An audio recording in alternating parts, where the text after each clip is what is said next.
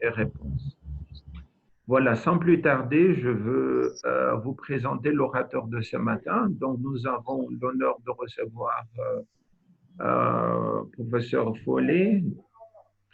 Il a été secrétaire général académique de International Leadership University au Burundi. Euh, Actuellement, il est Extraordinary Research Professor of Museology à Northwest University, Port Shefstrom en Afrique du Sud. Et il est aussi fondateur du Centre interdisciplinaire de recherche en Afrique.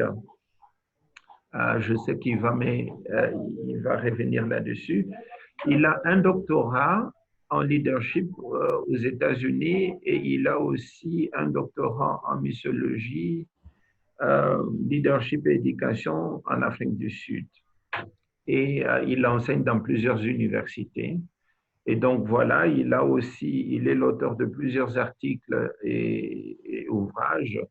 Et donc, nous avons le plaisir et l'honneur aujourd'hui de le recevoir dans le cadre de ce webinaire pour qu'il nous partage son expérience, notamment sur ce défi qui est celui de la production d'un travail scientifique, d'un mémoire scientifique. On sait que c'est un challenge, c'est un défi pour beaucoup de chercheurs et ici, nous allons en profiter notamment pour avoir quelques conseils et idées maîtresses qui peuvent nous aider à cheminer sur ce point.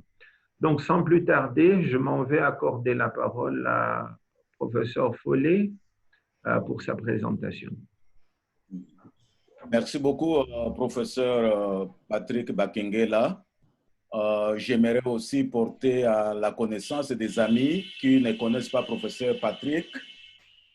C'est lui le chef de projet ou le directeur du programme de microfinance à l'Université protestante au Congo.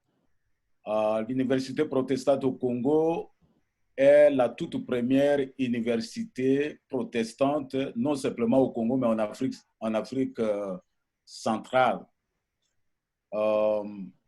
Donc, c'est un ami avec qui on se connaît depuis quelques années. Quand nous étions au Burundi, mon institution et la sienne appartenaient à un réseau des universités protestantes, RUPA. Et puis, de temps en temps, on s'est rencontrés dans de grandes réunions.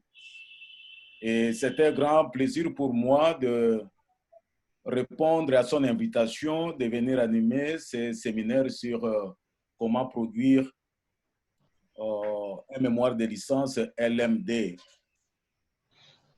Je préfère parler sans vidéo pour une bonne qualité de ma communication et aussi parce que je vais utiliser le PowerPoint.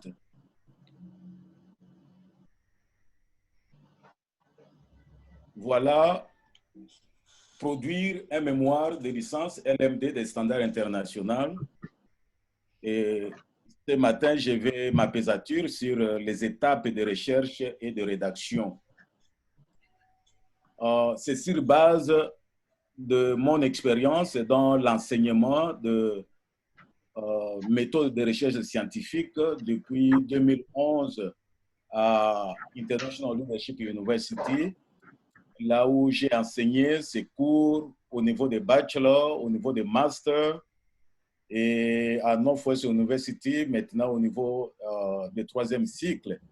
Et c'est ainsi qu'en 2017, j'ai publié ces premiers livres que vous voyez là, Research Design for Advanced Studies in Missiology. Beaucoup de choses dans ces livres sont applicables à d'autres disciplines académiques. Et en 2018, j'ai publié Research Proposal Guidelines for Postgraduate Studies. Ça, c'est pour ceux qui veulent commencer la rédaction de leur thèse dans d'autres universités on parle de prospectus et dans mon université, on parle de research proposal. Donc, c'est un manuel, un guide qui permet à l'étudiant d'aller pas à pas jusqu'à compléter son projet de recherche. En 2019, le troisième ouvrage, c'est ce que je viens de publier sur comment produire un mémoire de licence de standard international sans stress. Donc, c'est une partie de cet ouvrage que je vais présenter ce matin. Je vais plus insister là où c'est achiré en jaune. Donc, l'ouvrage, ça c'est le sommaire, la table de matière, mais je vais plus m'appesantir sur les étapes de recherche et de rédaction d'un mémoire. Dernièrement, j'ai eu un entretien houleux avec un ami qui est professeur en France. Et cet ami m'avait fait quelques observations sur ce que les étudiants africains font. Et ce que vous voyez sur l'écran, c'est un extrait de ce qu'il m'avait dit. Il dit ceci: je le vois aussi dans les dissertations et les mémoires où les étudiants du Sud, c'est-à-dire Afrique, Asie, même Amérique latine, donc où les étudiants du Sud sont nettement moins rigoureux, et notez, j'ai mis cela en rouge, en soumettant des textes qui sont mal argumentés, j'ai mis en rouge, et mal documentés. Et ça, c'est la plainte que beaucoup de professeurs à l'extérieur de notre continent souvent expriment vis-à-vis des étudiants africains. Et là, je parle plus d'Afrique. Donc, ils présentent, ils sont moins rigoureux, ils présentent des textes mal argumentés et ils présentent des textes mal documentés. Et ça date du 5 juin 2020. Et quand vous voyez une telle évaluation, je crois que nous, en tant que professeurs, en tant qu'encadreurs, on devrait être encouragés, à combien plus forte raison les étudiants eux-mêmes. Donc, c'est vraiment un grand problème. Là, je parle par exemple de ce qui se passe dans beaucoup d'institutions universitaires où les étudiants prennent simplement des anciens travaux et puis ils collaborent avec les marchands des mémoires et ils changent simplement le nom, les titres, des phrases, de tout ça, et puis ils présentent comme un travail de fin d'études. Et c'est ce qui se passe dans beaucoup d'endroits. Alors, j'aimerais quand même attirer notre attention sur les exigences de la réforme en cours, ce qui est appelé le processus de Bologne ou bien communément appelé LMD.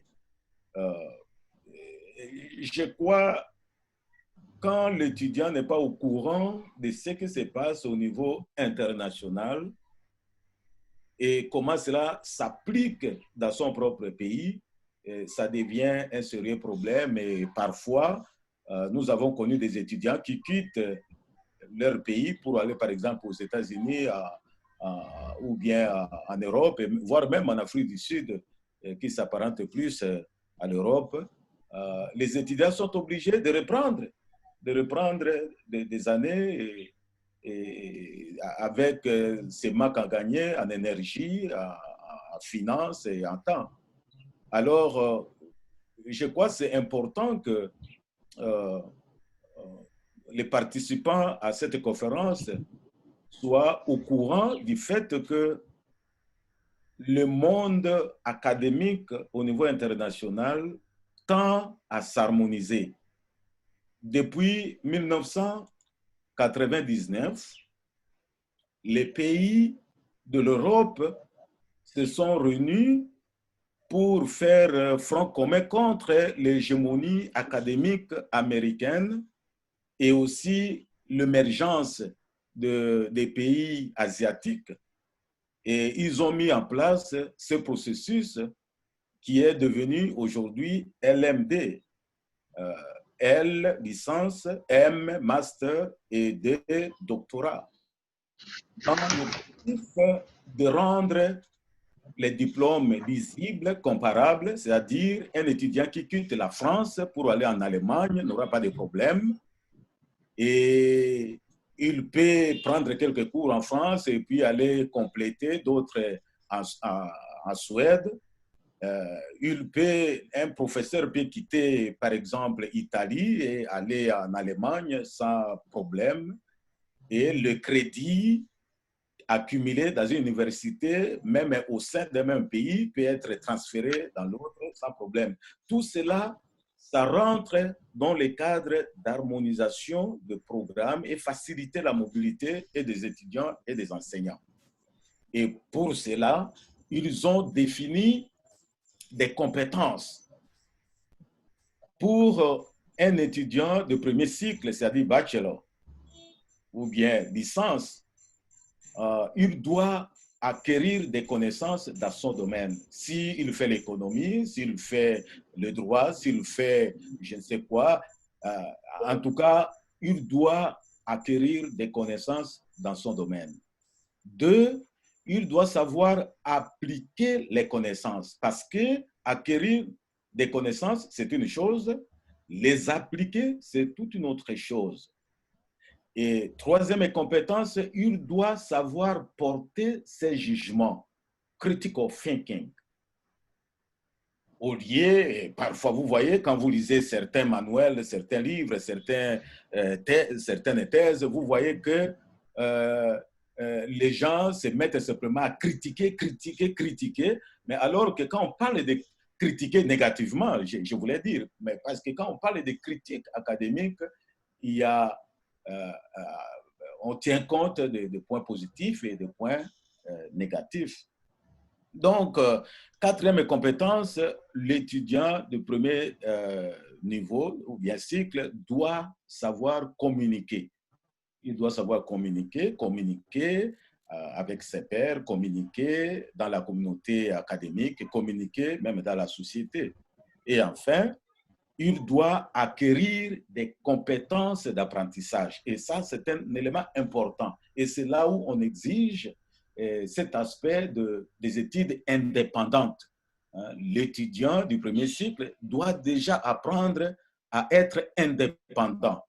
Par exemple, pendant cette période de COVID-19, où les universités sont fermées, où les professeurs ne sont plus accessibles, soit facilement, alors donc l'étudiant doit être à mesure de mener des études d'une manière indépendante. Alors, pour cela, il faut avoir des compétences d'apprentissage. Ce sont là les 5 compétences requises pour le premier cycle des études universitaires. Donc, tout juste pour votre information, pour ceux qui ne le savaient pas, c'est ça un peu la structure de programme de LMD, du premier cycle, ce qu'on appelle bachelor ou bien licence en français.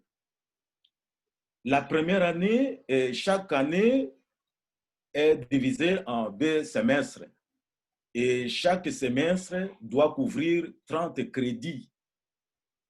Et vous voyez, la première année, vous avez semestre 1, 30 crédits, semestre 2, 30 crédits. Vous avez deuxième année, semestre 1, 30, semestre 2, 30. En troisième année, premier semestre, 30 crédits et deuxième semestre, 30 crédits. Mais avec certaines spécificités. Par exemple, au premier semestre de première année, l'étudiant est censé prendre des cours généraux et des cours de tronc commun. Au deuxième semestre, cours généraux, cours de tronc commun et cours d'option. quand il arrive en deuxième année, premier semestre, cours de tronc commun, cours d'option, et au deuxième semestre, cours de tronc commun, cours d'option. En troisième année, au premier semestre, cours d'option. Deuxième semestre, qui sera réparti en 2 temps. Vous voyez, dans un premier temps, il y a un stage. Et ça, c'est obligatoire dans le système LMD. Le stage est suivi de la rédaction de son travail de fin d'études. Et c'est là où nous allons trouver 3 éléments importants: les stages et la rédaction et les mémoires forment la recherche. Là, il y a aussi la rédaction du mémoire et enfin la présentation du mémoire, ce qu'on peut appeler par exemple défense. Donc, pour valider le premier cycle de LMD, il faut 6 semestres et il faut cumuler 180 crédits. Alors, j'aimerais attirer notre attention dans le cadre de mon exposé ce matin sur le deuxième semestre de la 3e année. On peut avoir quelques cours d'option. On doit avoir les stages qui fait partie des cours d'option. Et on a le mémoire qui fait partie des cours d'option. Et voilà pourquoi j'aimerais rapidement parler des étapes de recherche et de rédaction. Et comme beaucoup de chercheurs le savent, avant de commencer votre recherche, vous devez être sûr que vous comprenez bien les 3 questions qui sont sur l'écran. La première question: comment chercher et trouver un thème à développer? Et je crois que dans le cours de méthode de recherche scientifique, on doit nécessairement parler de ça. Comment chercher et trouver un thème à développer. 2, où peut-on trouver les informations utiles pour le développement de ces thèmes? Donc, où est-ce qu'on peut aller pour trouver des informations pour développer ces thèmes? Et enfin, comment peut-on organiser ces informations? Donc, vous avez récolté, collecté les informations, mais comment vous allez les organiser dans un texte de mémoire? Donc, ce sont ces 3 éléments très, très, très importants que beaucoup d'étudiants au niveau du premier cycle ignorent. Et c'est important que vous puissiez être attentif à ces 3 questions, parce que tout ce que je vais dire après, c'est pour répondre un peu à ces 3 questions. Donc là, je m'en vais vous présenter rapidement 12 étapes de recherche et de rédaction au niveau de mémoire de licence. La première étape, c'est avoir une idée claire sur sa discipline d'études. Si vous faites l'économie, vous devez avoir une idée claire sur votre discipline. Si vous faites le droit, la même chose. Si vous faites la théologie, la même chose. Si vous faites la sociologie ou quoi, la même chose. Pourquoi? Parce que, d'une manière générale, les disciplines académiques sont regroupées en 4 divisions. Il y a arts et sciences humaines, sciences, ingénierie et technologie, sciences de santé et de la vie et sciences sociales. Et comme vous pouvez voir sur les tableaux, chaque discipline a un objet d'étude et a aussi ses méthodes d'étude ou de recherche.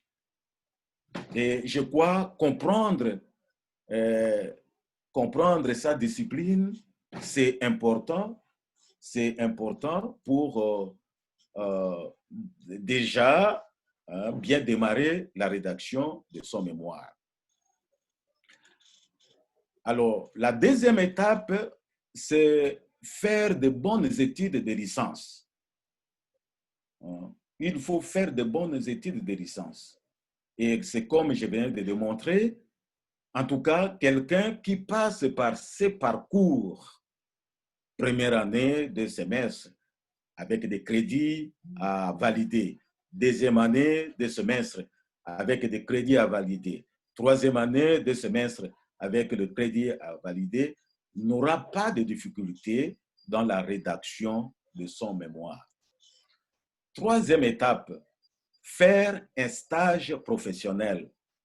Et dans le système LMD, comme je viens de dire, c'est important parce que c'est dans les stages que l'étudiant va découvrir un problème à partir duquel il va maintenant faire son travail.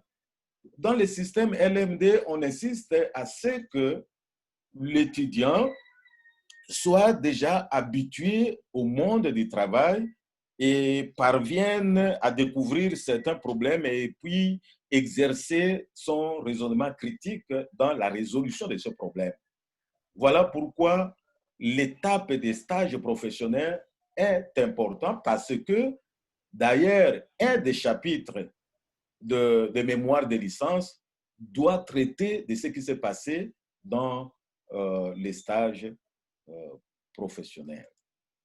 Quatrième étape, avoir une motivation claire de recherche. Chers amis, quand on parle de recherche, voyez simplement la formulation du mot recherche. Recherche. En anglais, research. Cherchez encore. Cherchez encore. Donc, vous ne faites pas une recherche avec des idées préconçues, avec des réponses déjà arrêtées. Vous faites des recherches pour des choses que vous ne connaissez pas ou bien que vous connaissez mal ou vous connaissez à peine. Alors, si on n'est pas motivé pour la recherche, il y a beaucoup d'étudiants qui abandonnent. Ou s'ils n'abandonnent pas, ils vont se confier à des marchands de mémoire pour simplement donner l'argent là-bas et puis on va prendre un ancien mémoire et puis on change des titres et tout ça. Donc, cette étape est très importante, avoir une motivation personnelle et claire de recherche. Alors, la cinquième étape, c'est d'écrire une proposition de recherche. Et on peut aussi l'appeler intention de recherche. Il faut savoir quelle est la problématique de votre recherche. Quel est l'intérêt de cette recherche? Pourquoi c'est important? Quelles sont les questions de recherche? Parce que la recherche, toute recherche commence par une question. Si vous n'avez pas une question, ce que vous faites, vous ne faites pas une recherche. Et il y a le but. Vous devez savoir quel est le but, c'est-à-dire qu'est-ce que vous voulez découvrir dans votre recherche. Et quel est le titre que vous proposez. Et quels sont les mots-clés qui forment l'ossature de votre recherche. Et quelle est la bibliographie préliminaire que vous avez déjà à base de laquelle vous voulez entamer votre recherche. Alors, c'est tout ça qu'on appelle une proposition de recherche. Et c'est quand vous avez fini avec l'étape 5 que vous pouvez maintenant passer à l'étape 6, consulter les directeurs de mémoire pour la première fois. Donc, vous consultez, je ne sais pas si c'est vous-même, dans le cadre de votre université, ça peut être vous-même, vous choisissez, ou bien c'est l'université qui affecte. Alors, la toute première rencontre que vous avez avec le professeur, vous devez vous munir de ce que j'ai décrit à l'étape 5 pour donner une idée à celui qui va vous accompagner.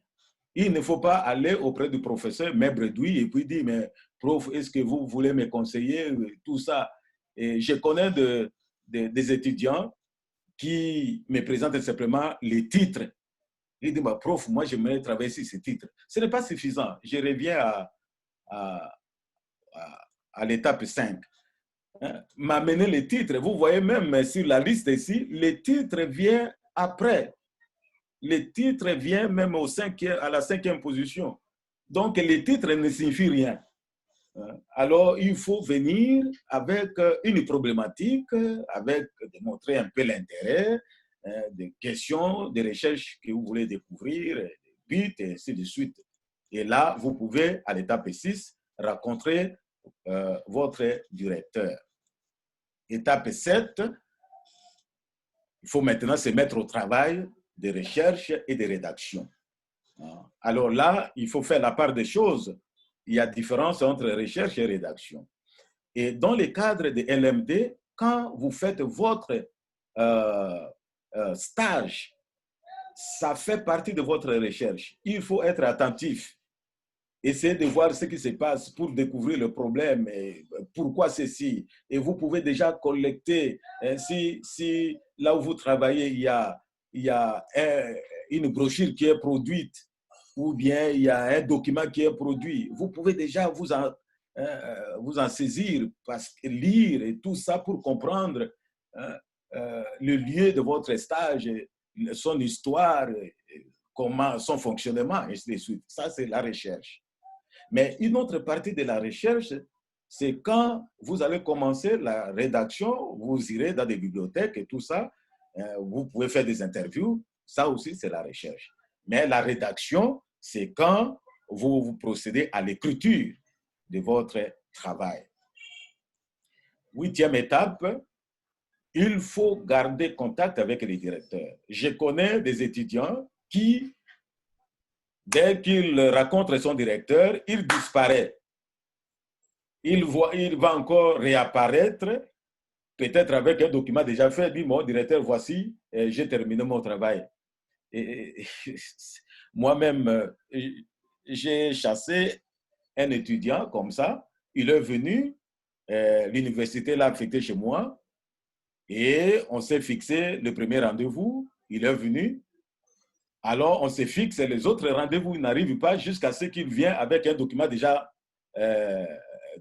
produit pour dire, bon, j'ai terminé ma rédaction. J'ai dit, non, moi, je ne connais pas ça. Alors, il faut garder contact avec les directeurs pendant que vous faites la recherche et pendant que vous rédigez. Étape 9, 9e étape, obtenir l'autorisation d'imprimer et de déposer le mémoire pour évaluation. Donc, pour des universités bien organisées, vous ne pouvez pas simplement disparaître, produire un document et puis venir pour déposer. Donc, il y a tout un processus et il faut obtenir l'autorisation de déposer, d'imprimer et de déposer. 10e étape, c'est présenter devant le jury. D'une manière générale, au premier cycle de LMD, on ne fait pas vraiment de défense. Mais nous, quand on était au Burundi, on s'est dit non, mais c'est quand même important de donner l'occasion à l'étudiant de présenter le fruit de son travail. Et je crois que nous encourageons que les mémoires soient quand même présentés devant un jury et l'étudiant peut échanger avec le jury. Alors, la 10e étape, c'est cette étape-là de présentation de votre travail, c'est-à-dire défense de votre mémoire.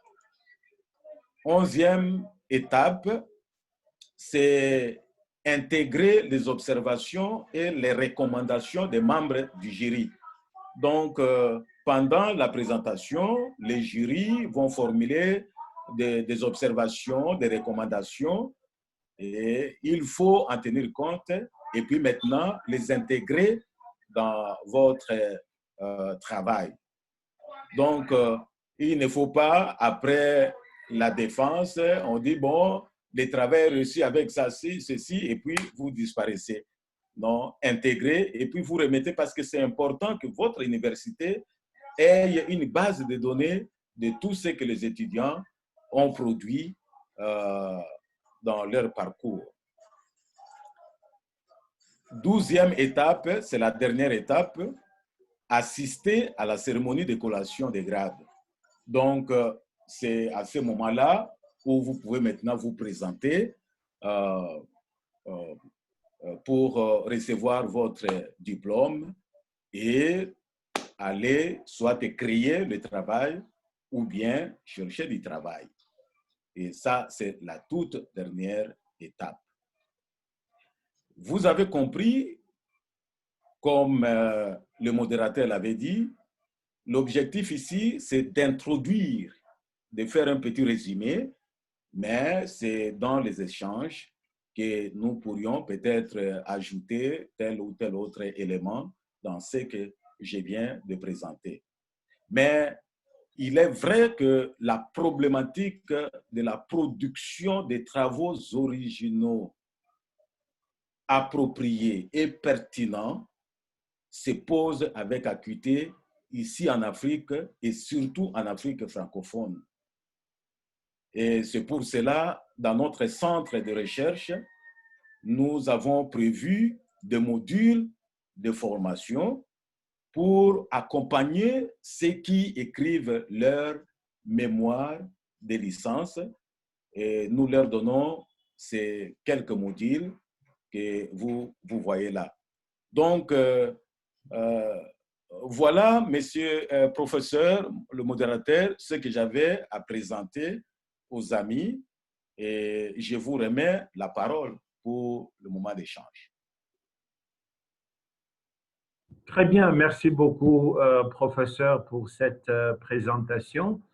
Je pense que là, vous avez mis en avant plusieurs facteurs importants qui doivent être notamment pris en compte dans la rédaction de mémoires et des travaux. Voilà, je pense que pour le moment, je vais accorder la parole à celui qui voudrait bien la prendre pour vos questions et interrogations ou de remarques ou des difficultés que vous avez rencontrées, de telle sorte que l'orateur du jour puisse nous éclairer là-dessus. Il suffit alors de lever la main. Vous allez regarder sur votre écran. Il y a un endroit où il est dit de lever la main. Prière juste de lever la main et vous pouvez ainsi poser vos questions.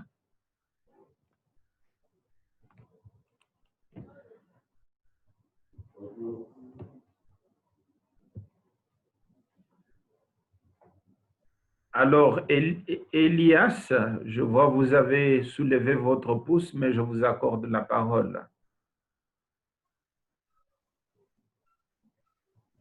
Merci beaucoup pour la parole. Je suis très heureux d'être là. Je suis Elias et je participe à partir de Goma où je suis confiné. Et je salue le professeur Foll et je suis très heureux de pouvoir le rencontrer ici. Je suis là en fait par son invitation. Merci, professeur. J'ai quelques préoccupations et quelques constats aussi. Juste quelques questions de curiosité. Le livre Produire un mémoire sans stress, des standards international, un garçon peut-être de mon âge, mais je pense qu'il est stressé. Est-ce qu'il y a vraiment une raison d'avoir choisi cette image-là? C'est ma première préoccupation. La deuxième, elle est aussi de curiosité. Ici au Congo, entre l'enseignant et l'étudiant, qui doit comprendre le système LMD? Parce que je pense que nous, les étudiants, bon, je pouvais dire on y est pour rien, mais on y est aussi pour quelque chose, comme vous avez dit, c'est pour sauver notre argent et notre temps. Mais je reviens sur la préoccupation.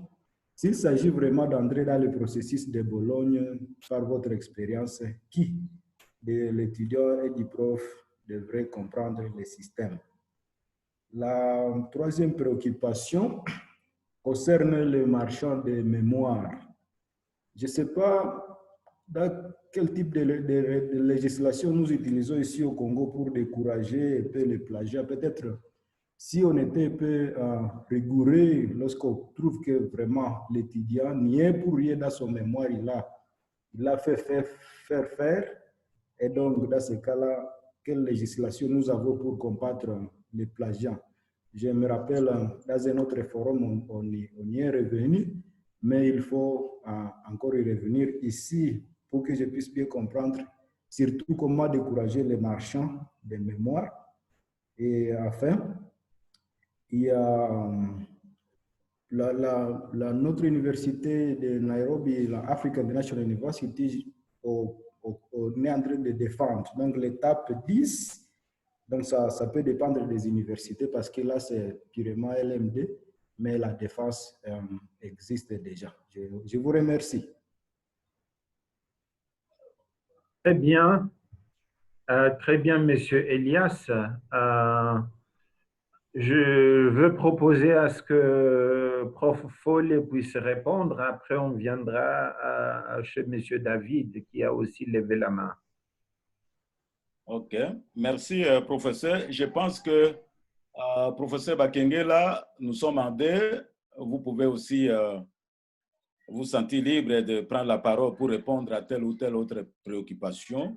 Okay. Et comme vous savez que c'est vous qui évoluez plus ici, vous connaissez le système mieux que moi. Et surtout pour la question sur comment décourager, hein, qu'est-ce que la législation dit pour décourager les marchands de mémoire.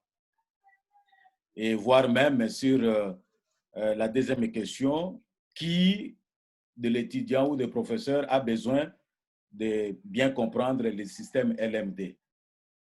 Alors, notre ami Elias voudrait savoir l'intitulé de l'ouvrage porte sur le fait que si on lit cet ouvrage, on ne va pas produire son mémoire avec stress et pourtant l'image qui est sur la couverture montre que le monsieur est vraiment stressé. Et c'est exactement ce qu'on voulait communiquer. Et cette image vous montre que la personne est vraiment stressée et le livre voudrait vous aider et aider ces messieurs à ne pas être stressés. Je crois que c'est à cette question que je devrais répondre et pour les deux autres, je donne la place au professeur Bakenge. Parce que lui, il anime déjà le système LMD dans son programme et il peut nous aider. Très bien, merci beaucoup, chers collègues. Alors, pour ce qui est d'abord, je veux revenir ici pour le marchand de décourager les marchands de mémoire, etc. Actuellement, il existe plusieurs logiciels qui permettent d'identifier le plagiat. Alors, il n'y a pas plus tard que, je pense, c'était hier ou avant-hier, ou à l'université de Sorbonne, par exemple, à Paris, il y a eu quelqu'un qui avait fait une défense de sa thèse en droit. Et cette thèse lui a été retirée parce que finalement, on a découvert un peu plus tard que c'était du plagiat.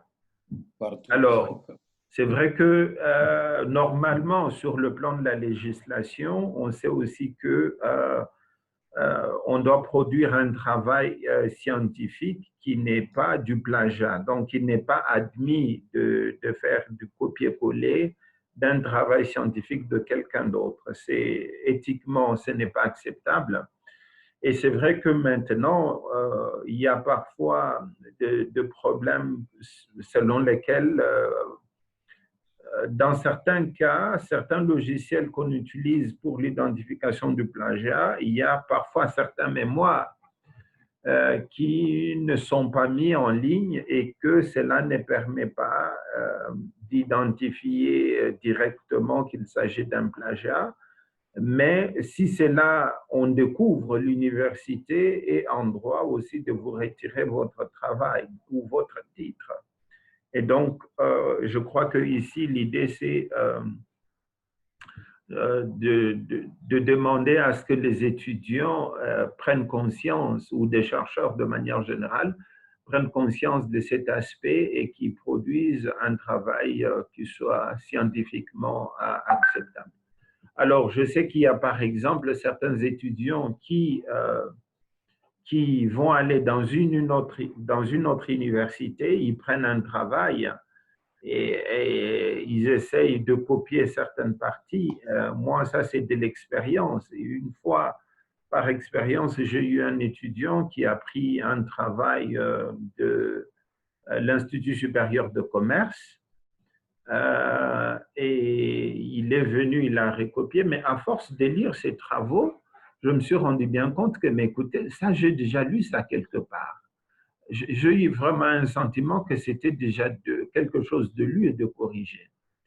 Et en parcourant certains travaux que j'avais, je trouve un autre étudiant qui avait presque la même référence, presque la même chose. Et puis, j'avais deux travaux qui s'est présenté de la même manière. Et ça, par la suite, j'ai invité l'étudiant, on a essayé de discuter. Je sais que l'étudiant, premièrement, a été assez monté en disant, monsieur, je fais ces histoires seul, je n'ai pas copié, etc. Et on a discuté, il dit, mais tu as fait ta recherche quand? Non, voilà, j'étais allé dans l'entreprise à tel moment, d'ailleurs, c'était difficile d'être reçu, etc. Et plus on discutait, et je lui ai fait sortir un autre travail en disant, mais regardez ça, j'ai quelqu'un d'autre qui me présente la même chose. Et finalement, j'ai conseillé qu'il recommence le travail en l'accompagnant sur la procédure, etc. Donc, même si vous n'êtes pas identifié aujourd'hui, c'est quand même un danger pour un chercheur de ne pas faire un travail original et d'être poursuivi même plusieurs années plus tard. On sait qu'il y a eu un ministre allemand qui avait eu aussi son doctorat et ce doctorat lui avait été retiré notamment à cause de ce phénomène du plagiat. Si on ne l'identifie pas aujourd'hui, on peut toujours l'identifier un peu plus tard. Et donc, ce n'est pas nécessaire de prendre ce type de risque. Alors, pour ce qui est de qui doit comprendre les systèmes LMD, alors il faut comprendre que de manière générale, au niveau de la RDC, on a déjà eu une loi qui favorise la mise en place du système LMD, bien que actuellement au niveau du ministère de l'Enseignement supérieur et universitaire, l'idée avait été de dire que la migration vers le système LMD va se faire de manière progressive. Et donc, il y a déjà quelques programmes qui sont déjà totalement dans le système LMD, pour lesquels il y a des évaluations au niveau du ministère de tutelle qui devront se faire, ou carrément, il y a aussi certains programmes qui s'adressent au niveau du ministère de tutelle pour notamment mettre en œuvre ces systèmes. Alors, il faut savoir que tout changement apporte parfois toujours un peu de résistance et des fois, c'est les gens qui n'arrivent pas à comprendre les systèmes. C'est quoi le crédit? Comment est-ce qu'on peut arriver à valoriser ces crédits, etc. Donc, à l'étape actuelle, comme la législation a permis que cela s'efface de manière progressive, pour ceux qui sont déjà dans ces systèmes, ils les comprennent, mais pour les autres, je crois qu'il y a toujours des formations et des séances de sensibilisation qui sont nécessaires. Voilà, ça c'est Elias, c'est quelques commentaires que je voulais ajouter à ce que le professeur Follet venait de dire. Alors, je veux accorder la parole à Dr David. Après Dr David, on reviendra à Daniel Diombo. Dr David, vous avez la parole.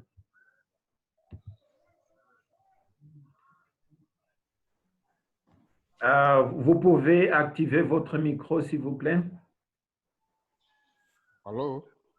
Oui, c'est bon. C'est bon. Yeah, merci beaucoup pour la parole. Je remercie le professeur. C'est le docteur David. Je suis en Angola. Je pense qu'on a toujours le temps de partager avec le professeur Follet. Merci pour ce brillant exposé qui nous aide aussi. Je suis médecin, je travaille ici en Angola, je suis à Luanda, précisément à Luanda, et je suis vraiment intéressé de l'exposé de professeur Foley.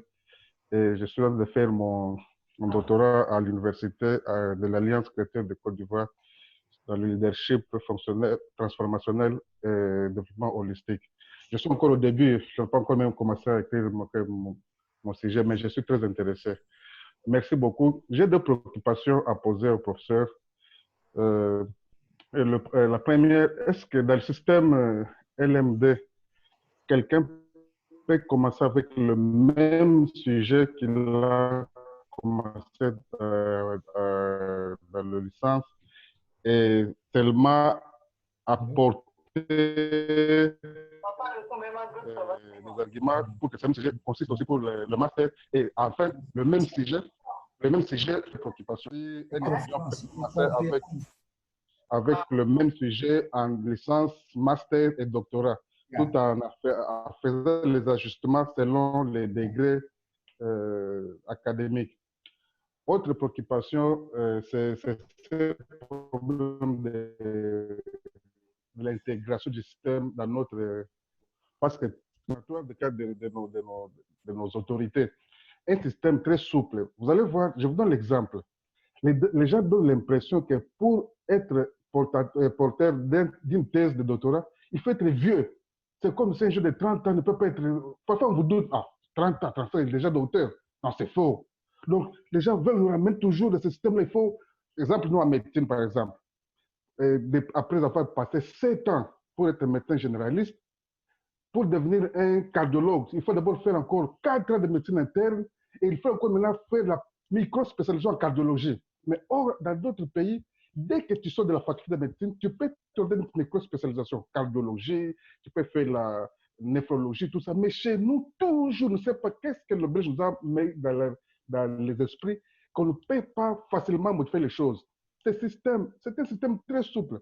Vous allez voir que quelqu'un qui est dans le système Bologne, comme le professeur l'avait dit la fois passée, un licencié, il se sent un peu supérieur à quelqu'un qui a fait le système MLDC comme celui-là a fait seulement 4 ans, il est licencié. Non, il faut faire 5 ans ou bien comment, master de 4 ans, master, non, il faut faire autant d'années.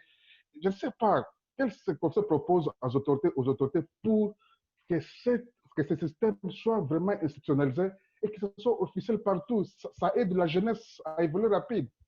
Et parfois, on voit les autres, les collègues, un jeune, il a déjà des doctorats, 3 doctorats, il a 45 ans. Mais nous, c'est comme si qui dit docteur, il faut un vieux, 50, 60 ans pour être docteur. Mais ailleurs, ce sont des jeunes qui sont des docteurs. Et tout ça, ça nous met mal à l'aise. Vous voyez un peu ça, que ça nous met parfois aussi, je ne sais pas, dans le système LMD, si on peut directement commencer de la licence jusqu'à doctorat sans faire des transitions comme on demande ailleurs, que pour commencer une thèse de doctorat, il faut avoir 3-5 ans d'expérience sur le terrain, il faut avoir fait ceci pour accepter votre proposition. Ça complique les choses. Et je suis très content. Si ce système, je ne sais pas qu'est-ce que vous pouvez faire. Il y a le professeur Foley qui lutte sur ça. Je vois qu'il y a le professeur qui a assisté le professeur Foley, l'Université protestante. Si ce système est déjà intégré, ou quel est le combat que vous pouvez mener afin que ce système soit un système vraiment qui est dans le système éducationnel de notre pays. Merci beaucoup. Je vous en prie, professeur. OK, très bien. Voilà, professeur Foley. OK, merci beaucoup. Je réponds à la première question et le professeur Bakengela va répondre à la deuxième.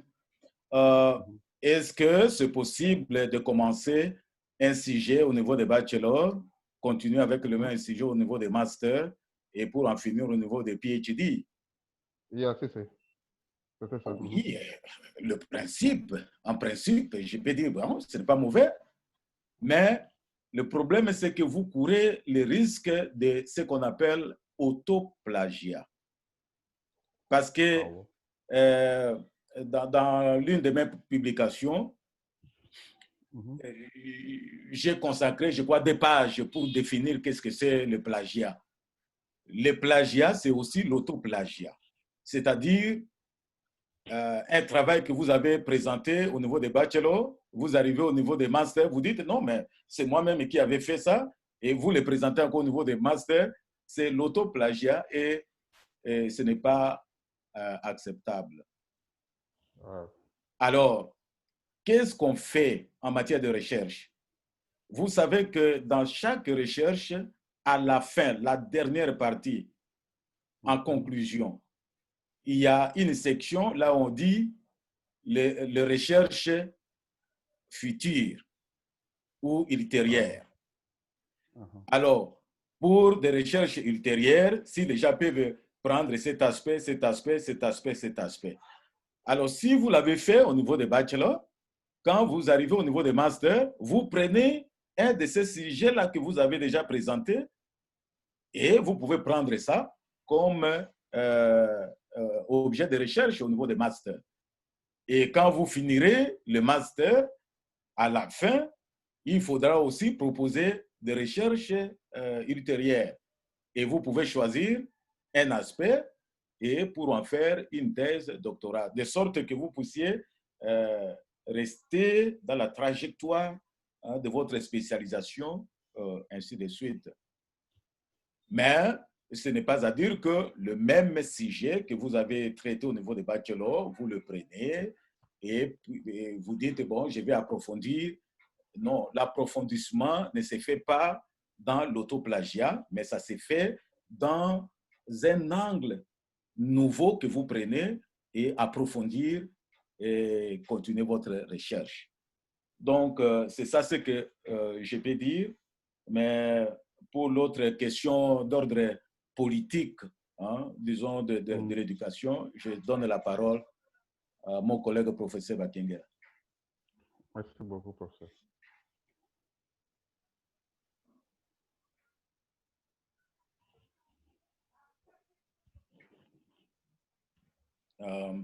Prof Bakengela n'est pas là. Désolé. J'avais mon micro en mute. Je parlais sans micro, désolé. OK.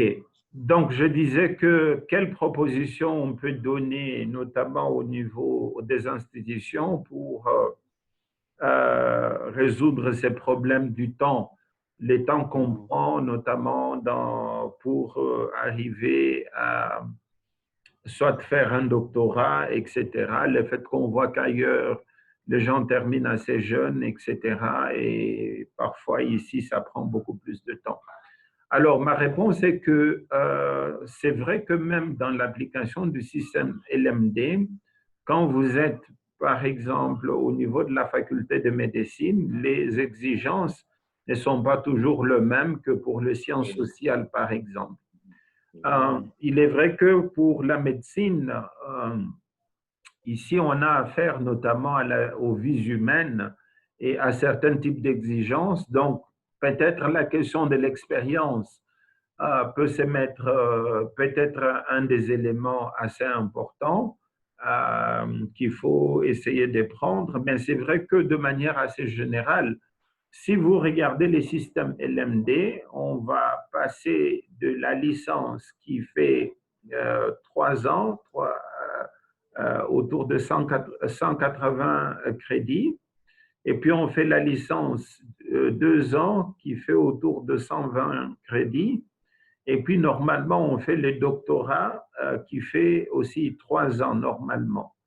Actuellement, en RDC, il y a un problème parce qu'en RDC, la loi exige que pour que quelqu'un fasse le doctorat, malgré que nous avons la loi sur le système LMD qui est déjà adopté, mais il est dit que pour faire le doctorat, il faut avoir un DEA, un diplôme d'études approfondies.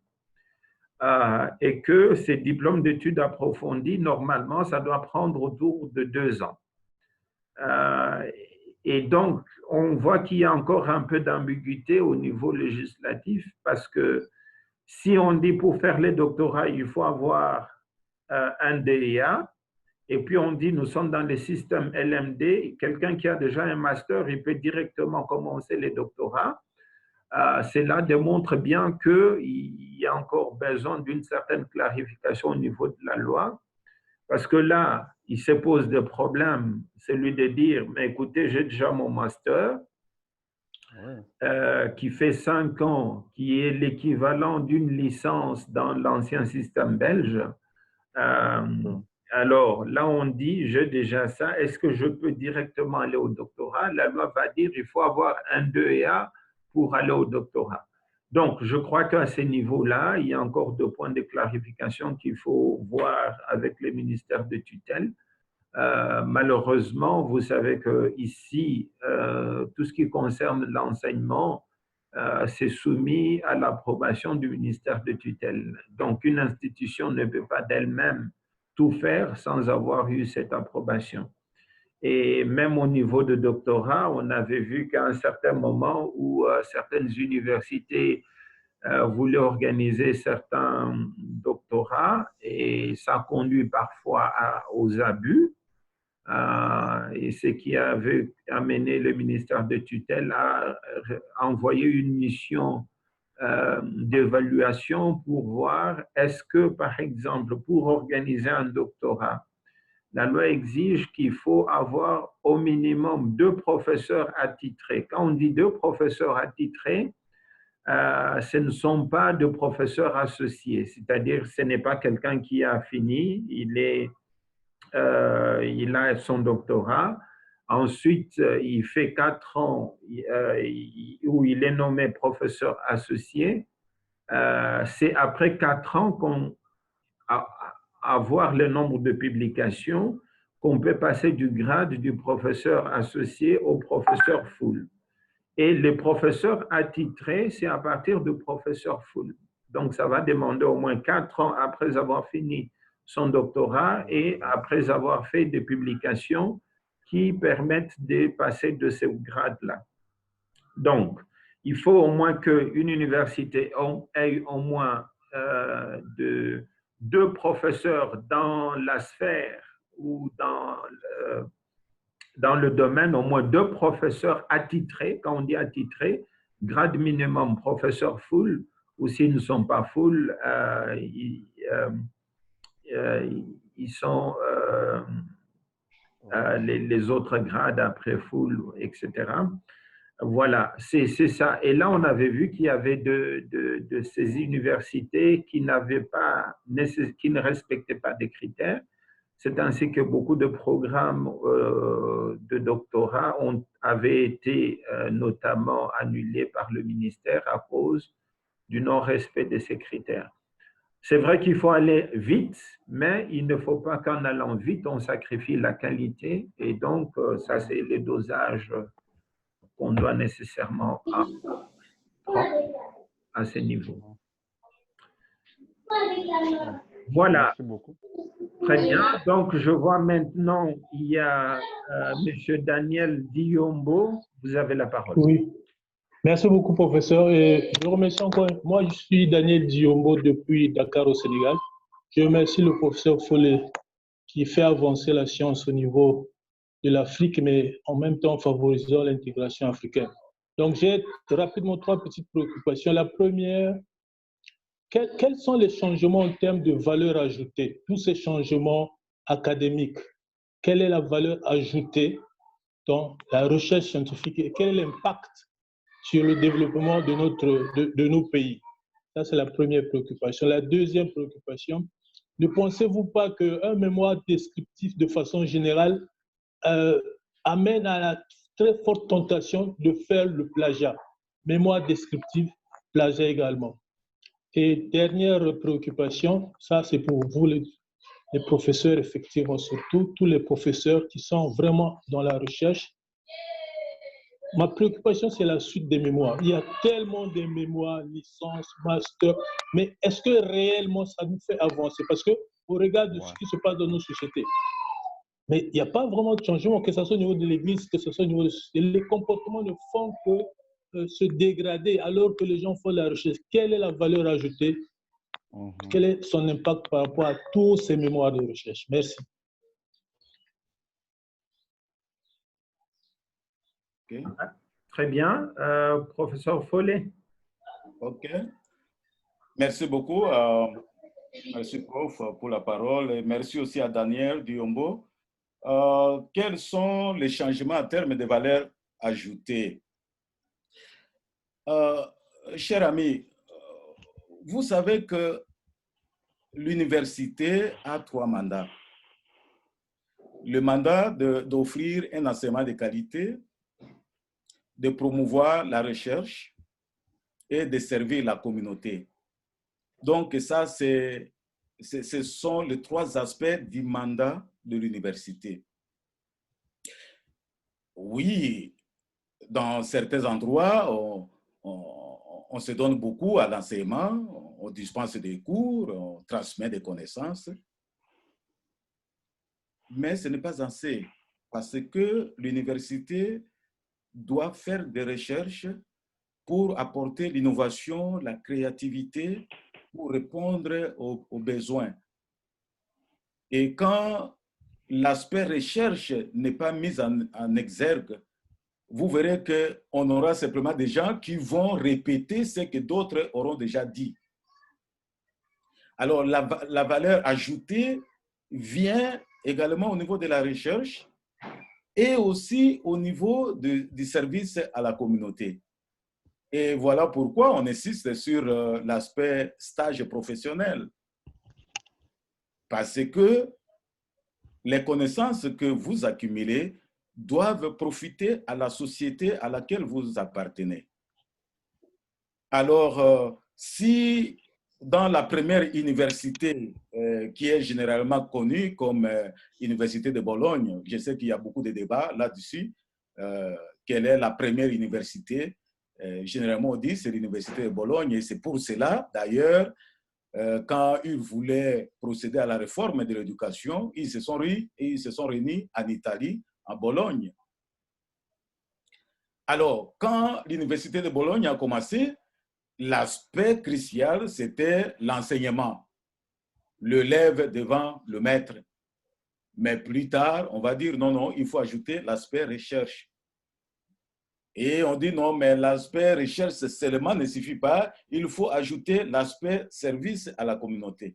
Donc, ce sont ces éléments-là qui viennent ajouter de la valeur dans la formation des étudiants.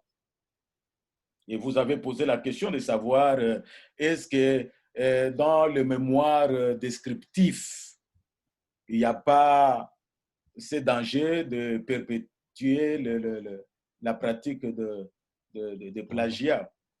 Et comme j'ai eu à l'enseigner dans un autre cours, il y a différence entre une recherche descriptive et une recherche explicative. Et j'ai démontré que dans la recherche descriptive, vous vous limitez généralement à décrire la situation qui se passe, hein, faire une littérature sur ce qui se passe. Explicative, vous passez maintenant à un autre niveau, hein, de voir la cause, la raison de ce qui se passe.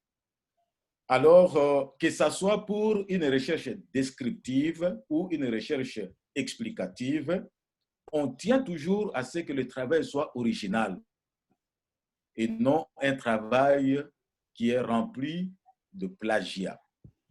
Alors, c'est ça la responsabilité que vous, en tant qu'étudiant, vous avez, que nous, en tant que professeurs, nous avons, que les institutions qui nous gèrent ont, de vérifier que des étudiants qui passent par nos institutions ne soient pas simplement ceux qui passent par tricherie, par des copies des autres idées, et ils ne sont pas, ces étudiants ne sont pas originaux dans leur façon de réfléchir.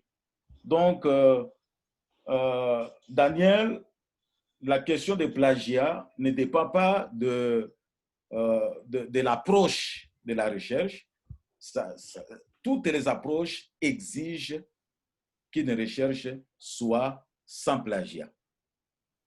Alors, pour la troisième question, je crois que je laisse la place à mon collègue, le professeur Bakengela, de pouvoir répondre à cela. OK, très bien, professeur. Alors, la dernière, votre question, c'était finalement de dire en quoi il y a plusieurs mémoires qui se font, en quoi cela peut nous faire avancer, parce que finalement, vous avez l'impression qu'il y a beaucoup de recherches qui sont là et nous n'avançons pas, nous restons toujours avec nos problèmes. Alors ici, ce que moi je peux ajouter en parlant de cet aspect, c'est de montrer que l'objectif aussi d'une recherche, c'est aussi d'identifier les anomalies qui existent dans les vérités qui sont dominantes ou qui sont considérées comme dominantes. Il faut aussi savoir que, par exemple, sur le plan scientifique, les vérités scientifiques, elles sont évolutives, elles ne sont pas statiques, elles sont évolutives. Donc, à un certain moment, certaines vérités, certains éléments qu'on considérait comme vérité ne le sont pas aujourd'hui. Et l'essentiel d'une recherche scientifique, c'est de regarder, notamment dans ce qui existe, et essayer d'identifier les failles de ce qui existe pour enfin renouveler notre compréhension de la situation. Alors, je prends par exemple ici, je prends le cas de Galilée. Avant lui, on disait la Terre était plate. Après lui, il a trouvé que la Terre n'est pas plate, elle est ronde. Cela a permis de modifier le paradigme dominant de la science. Alors, ce n'est pas dit que parce qu'on a fait une recherche scientifique et qu'on a trouvé par exemple que il y a un lien important entre deux variables, cela ne veut pas nécessairement dire que c'est là la vérité. L'avantage de la recherche scientifique, c'est d'ailleurs la raison pour laquelle on continue à faire des thèses, c'est-à-dire qu'on est toujours à la recherche. Okay? C'est dans cette manière de changer qu'on peut arriver à des vérités qui sont un peu, que l'on peut considérer comme scientifiques. Moi, je me pose toujours la question, prenons par exemple le cas de la RDC ou de certains pays africains où on dit, voilà, nous avons une économie qui reste totalement extravertie. Et je regarde dans la manière dont les raisons qui sont avancées et je trouve qu'il y a une forme de redondance à vouloir donner toujours les mêmes causes pour le même fait et vouloir donner des propositions, mais pour lesquelles on voit que rien ne change. Pour moi, ça, c'est un bon point de départ d'une recherche en disant, mais pourquoi est-ce qu'on n'arrive pas finalement à faire à identifier ou à résoudre une telle situation? Et donc, ça peut donner lieu à de nouvelles recherches, à remettre en cause notre manière de réfléchir ou de penser, et ça peut aussi nous aider à avancer autrement. Donc voilà, ça c'est mon point de vue à ce niveau. Alors, je vois, il y a, c'est la TV, je ne sais pas si j'ai bien prononcé, oui. Vous avez la parole, après on donnera la parole à Thérèse Olonga. Merci beaucoup, professeur. Merci au professeur, à tous les professeurs qui sont ici sur cette plateforme maintenant dans cette conférence.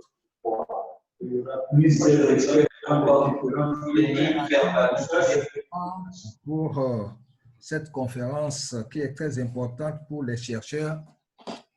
Et ce que moi j'ai à dire, ce que j'ai vécu. Présentez-vous d'abord. Je suis pasteur Lawson. Pasteur Lawson, je suis au Togo. Je suis étudiant doctorant à UACA, Leadership transformationnel, développement holistique. Je suis en train de rédiger ma thèse. OK. Alors, ce que moi, je peux dire par rapport aux intervenants et ceux-là qui parlent, et les professeurs aussi qui parlent de plagiat, le problème, je ne suis pas parti même au doctorat ou master ou ça, non. Moi, je reviens à la base.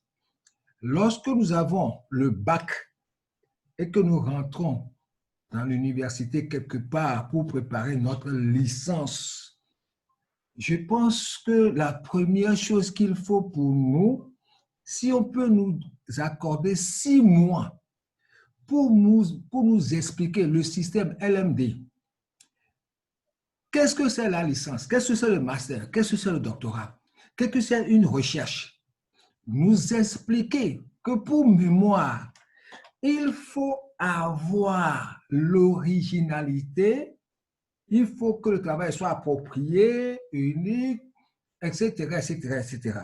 Mais ces choses-là, nous ne les savons pas. Nous quittons le banc du bac, nous arrivons déjà à la licence, première année, nous ne savons pas l'originalité. C'est quoi quand vous parlez de plagiat? Quand vous parlez de plagiat, est-ce que le professeur m'a expliqué ce que c'est que le plagiat? Est-ce que le professeur m'a expliqué que l'idée de en licence ou en master ou en doctorat, il faut un travail original, approprié, pertinent, et qu'on m'a expliqué ce que c'est? Non. Et pour moi, je n'ai jamais, on ne m'a pas expliqué ces choses. Je suis rentré dedans comme un travail académique du secondaire. Et ça m'a pénalisé jusqu'au master. Et jusqu'au master, j'ai eu tellement de problèmes dans la rédaction, alors que j'avais des idées, des choses. Ça m'a vraiment, et j'ai commencé même à prier mon Seigneur parce que je suis un chrétien. Parce que je me suis dit non. Il y a quelque chose que je ne comprends pas et qu'on ne m'a pas expliqué à la base, à la source. Et il y a certaines choses, c'est maintenant avec le professeur que je viens de découvrir certaines choses et que je connais depuis la licence, le master et le doctorat. Et lorsque je suis en train de rédiger ma thèse maintenant, why? Pourquoi? C'est parce que je ne le sais pas. Faute de connaissances, mon peuple périt. Si nous savons depuis la base ce que c'est que le travail original, ce que c'est que le travail approprié, pertinent, et tout ça depuis la première année, je pense que nous allons nous corriger. Nous n'allons pas trimballer ces lacunes-là jusqu'à aujourd'hui. Nous n'allons pas les trimballer. C'est parce qu'on ne nous a pas expliqué. C'était général, c'était général, c'était général. Non, mais je pense que certaines personnes, d'accord, ils peuvent comprendre, peut-être. Mais je pense que ce qu'il y a maintenant, c'est retourner à la base depuis la première année, nous expliquer ce qui nous attend. Ce qu'on attend de moi, dans d'autres moments de licence, de doctorat. Et je pense que ça va changer beaucoup de choses. Si le fondement est renversé, comment est-ce que nous allons mettre dessus? C'est ça le problème aujourd'hui. C'est ça. Et là, on aura le goût de la recherche. On saura ce que c'est la recherche. On sait que nous ne savons pas ce que nous avons travaillé sur le banc de seconde, première, terminale. Ça, c'est autre chose qu'il faut faire. Et nous lancer maintenant dans la recherche. Et 6 mois de formation, je pense que ça va nous aider à prendre le train en marche et à savoir ce qui nous attend. Et ce qui m'est arrivé, je ne veux pas que cela arrive à un de mes frères. Et quand je suis arrivé au bout, que je comprends maintenant ce que je dois comprendre en première année. Et ça m'a fait beaucoup de mal. Et les plagiats là, c'est maintenant dans ma rédaction que j'ai eu à comprendre ce que c'est plagiat. Excusez-moi si je parle comme ça, hein, parce que je fais des choses, je cite, mais je n'arrive pas. Et je suis parti chercher dans Google ce que c'est plagiat. Et maintenant, je suis parti maintenant et j'ai vu qu'il y a une application de ça qui peut m'aider à corriger certaines choses. J'ai souffert beaucoup. C'est pourquoi lorsque le professeur Follet fait ces choses-là, je dis que je comprends parce que ce sont des petites choses qu'on a loupées à la base et qu'on a trimballé jusqu'au bout et qui est un danger dans notre vie. Et c'est ça qui nous perd le temps maintenant. On n'arrive pas à vite. Si on connaissait ça, vite, on allait trouver et puis aller. 6 ans, 5 ans, c'est fini, on est parti. On a 5 ans, quelque chose, 60 ans maintenant, c'est pas ça. C'est parce qu'on a perdu beaucoup de temps dans cette recherche parce qu'on ne comprend pas à la base. Merci beaucoup et que Dieu vous bénisse. Très bien, merci beaucoup, M. Layson. J'ai bien prononcé votre nom, j'espère. Oui, c'est bien, il n'y a pas de problème. Très bien. Ouais, Ok, très bien. Je pense que là, vous avez fait un témoignage en direct. Vous avez donné des remarques assez importantes et nous le prenons notamment. Et c'est aussi l'objectif de cette session qui est de vulgariser notamment tout ce qui concerne la recherche scientifique et la rédaction. Je veux accorder la parole à Thérèse Olonga. Vous avez la parole. Après ça, c'est Joël Mananga.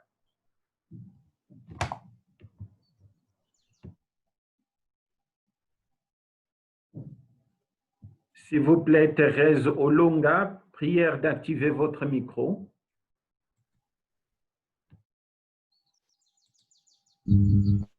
Ok, bonjour professeur.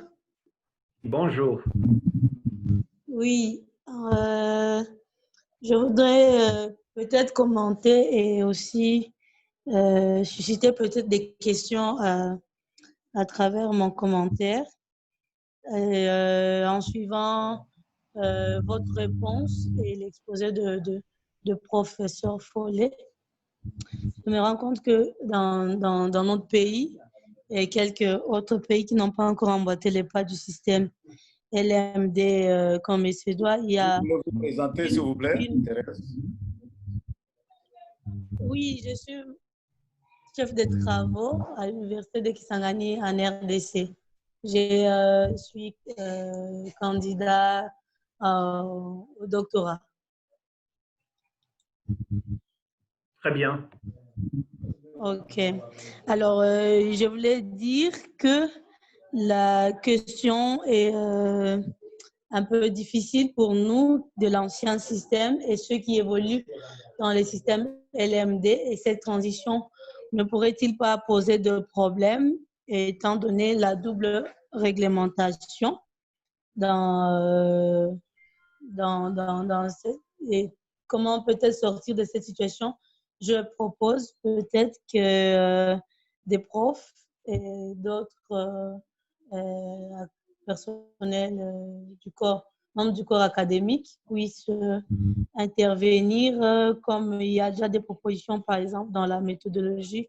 J'ai lu déjà, il y a plusieurs ouvrages là-dessus. Peut-être proposer au gouvernement une conférence qui va réunir tous les académiciens. Comme ça, on peut voir comment effacer cette double réglementation qui offense beaucoup de chercheurs dans notre pays et dans quelques autres pays qui n'ont pas encore emboîté le pas. Alors, à travers la réponse du professeur Follet, je me rends compte qu'il y a quand même un problème. Lorsqu'on dit qu'un travail, une recherche descriptive doit être originale, ce doit être original, est-ce que c'est vraiment un peu difficile s'il peut nous donner une possibilité parce qu'avec une recherche explicative, c'est possible. Moi, à mon avis, c'est très possible. On peut créer cette originalité, mais avec une recherche descriptive, je suis un peu, j'ai un peu de doute parce que sinon, on doit peut-être exclure l'analyse documentaire dans ce cas-là.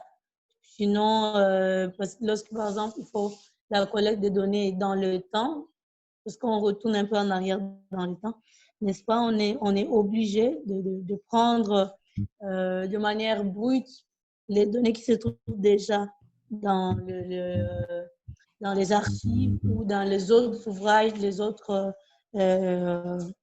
résultats de recherche produits par d'autres chercheurs. Bon, j'ai quand même beaucoup de questions. Je vais voir comment mettre ça par écrit, peut-être dans le groupe, pour en parler. Mais pour le moment, je m'arrête là. Merci.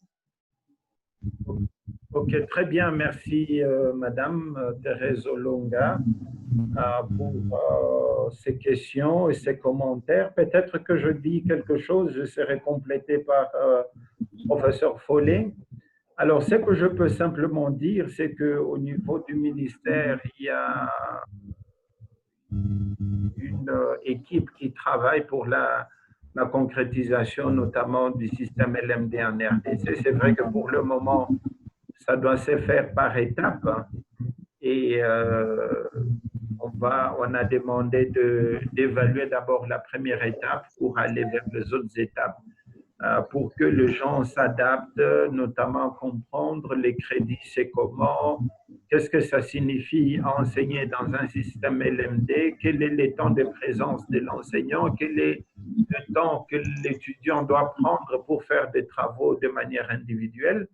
C'est des choses sur lesquelles je crois qu'il y a eu une task force qui est là, qui est au niveau du ministère, qui essaye d'étudier, et l'optique était de dire de le faire de manière progressive.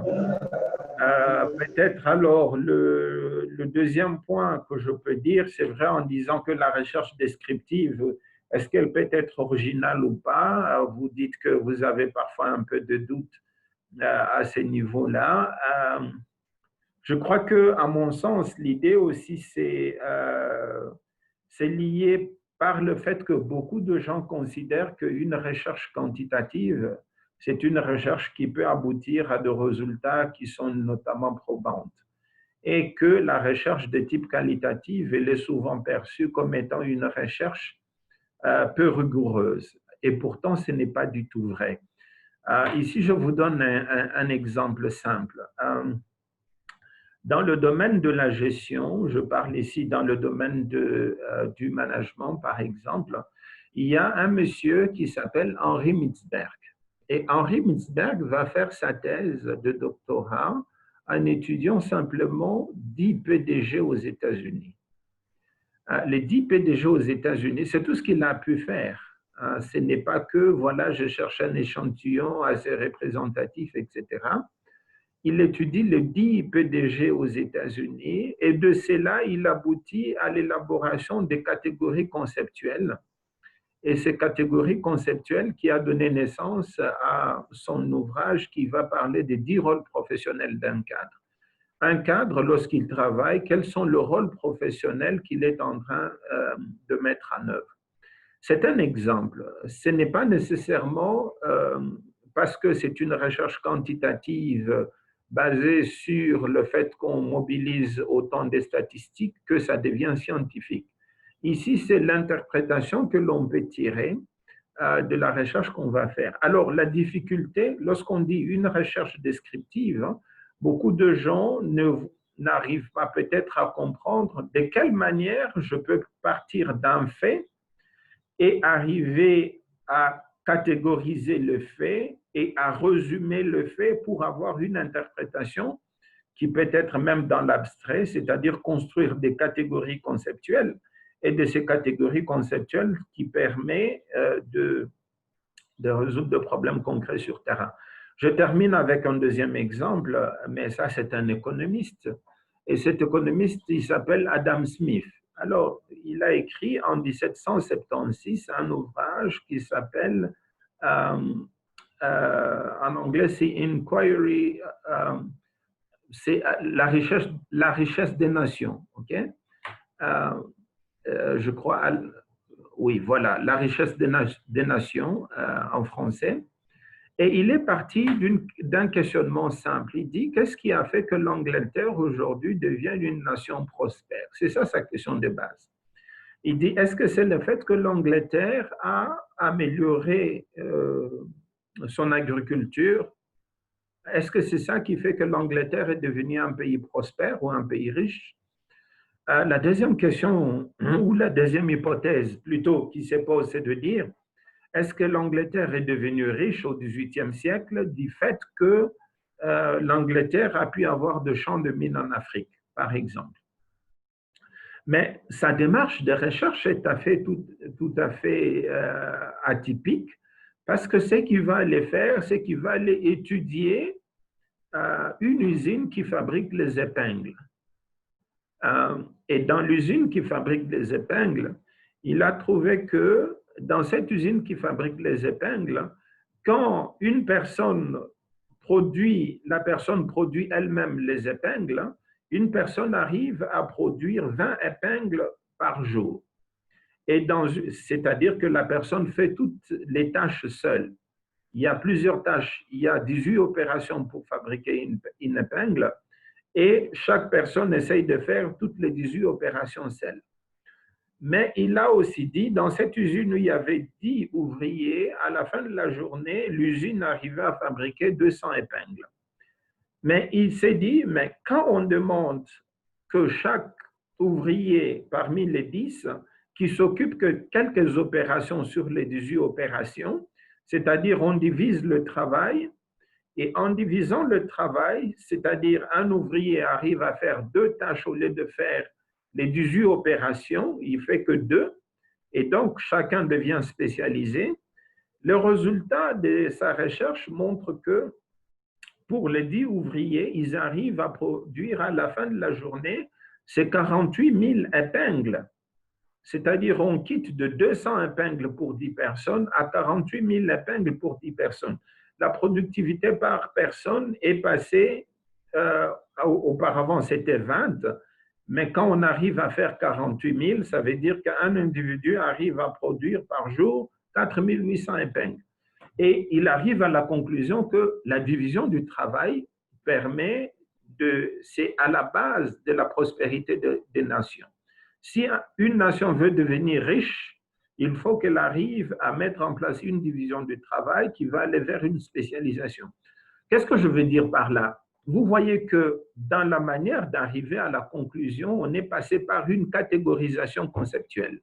C'est-à-dire, on passe de la question de qu'est-ce qui crée la richesse, mais on ne va pas étudier nécessairement toute la nation. Lui, il fait le choix d'étudier une usine qui est presque une étude des cas. Et de cette étude des cas, il arrive à des catégorisations et une catégorisation conceptuelle sur l'idée de la division du travail. Et il fait un lien entre la division du travail et l'augmentation de la productivité. Donc, ça va aussi dépendre de votre design de recherche. Comment est-ce que votre recherche elle est qualitative et elle est quantitative et comment vous arrivez à mettre en place toutes ces catégories. Voilà. Donc, ça, c'était simplement pour revenir à l'idée qu'une recherche essentiellement descriptive, elle ne veut pas dire qu'elle est moins rigoureuse. Hein. Si vous regardez en matière de gestion, Harvard Business School, ils font des études, la plupart, que ce soit l'enseignement et tout ça, c'est basé sur les études des cas.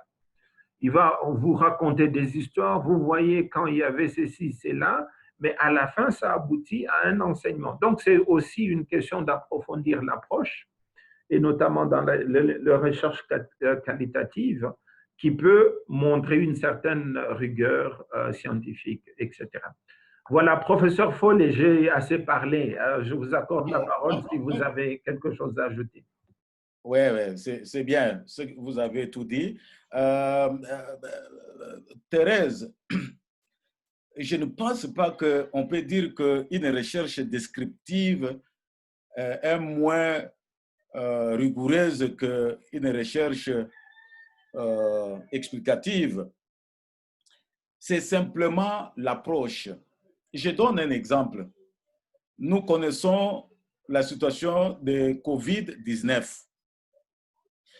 Alors, la question sur COVID-19 peut être traitée en suivant une recherche descriptive ou une recherche explicative. Et dans toute recherche, il y a des étapes à suivre, que ce soit dans l'une ou l'autre de ces deux.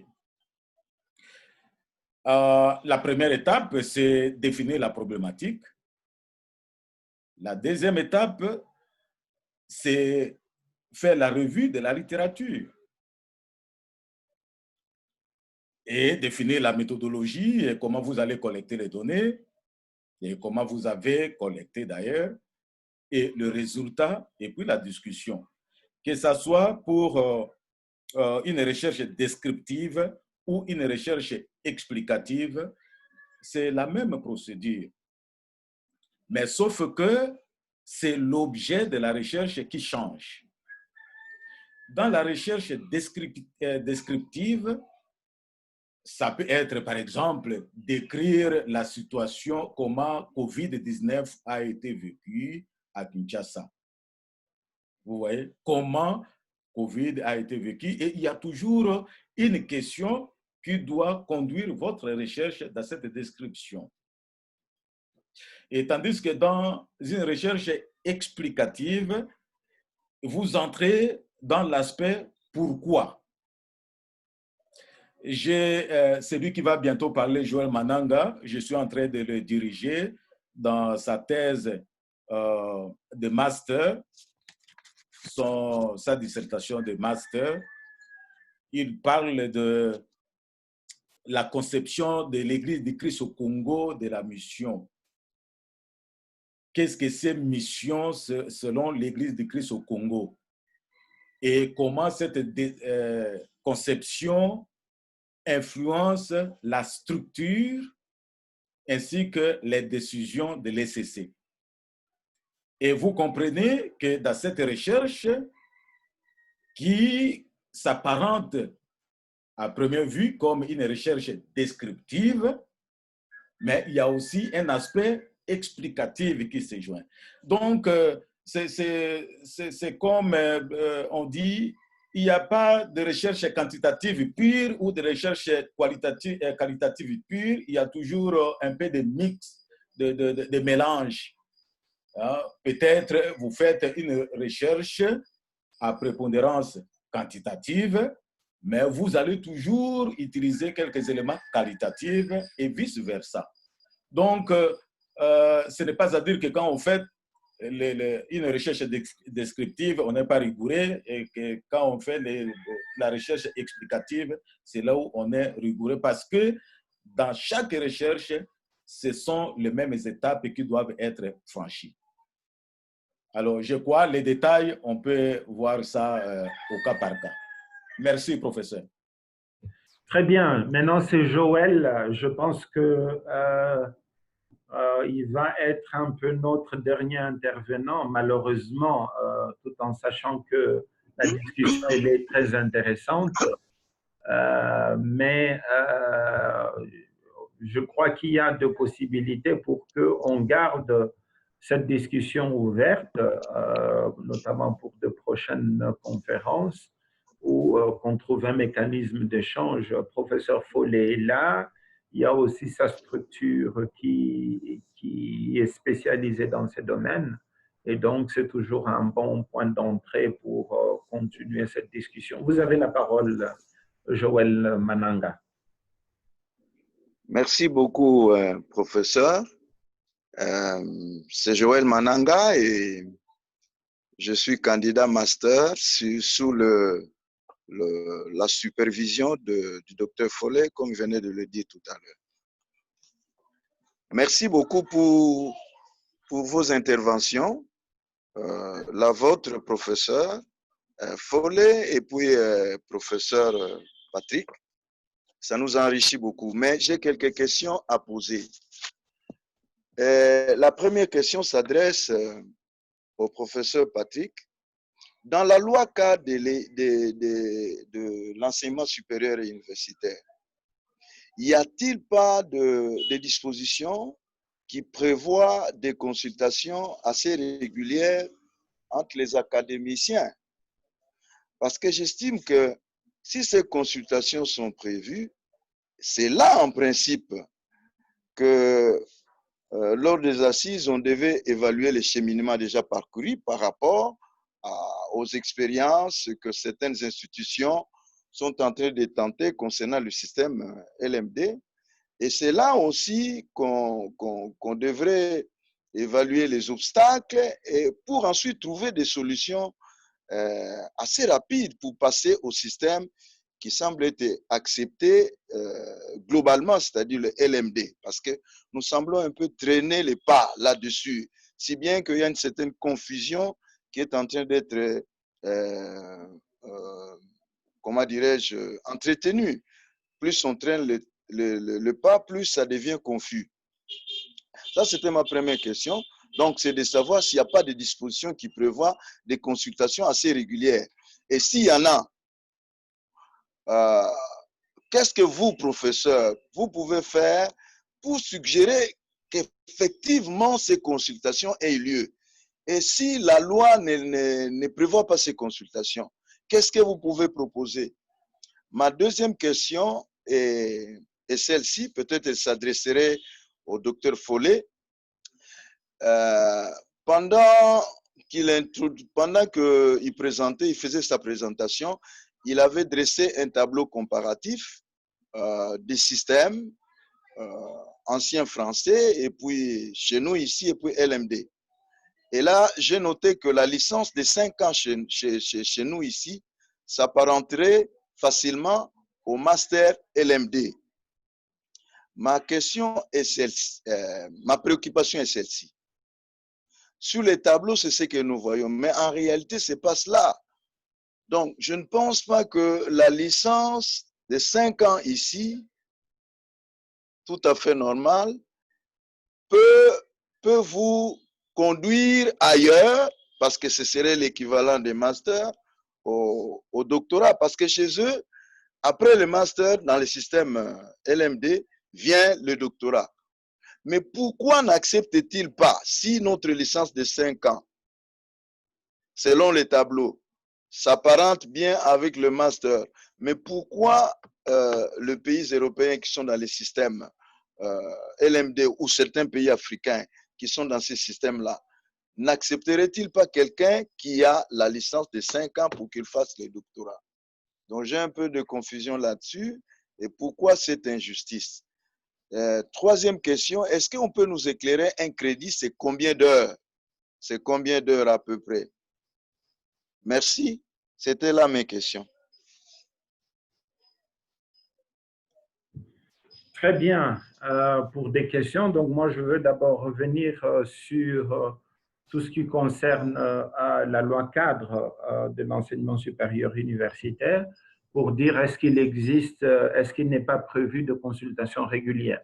Alors je veux affirmer qu'il existe des consultations régulières et cela est prévu par la loi.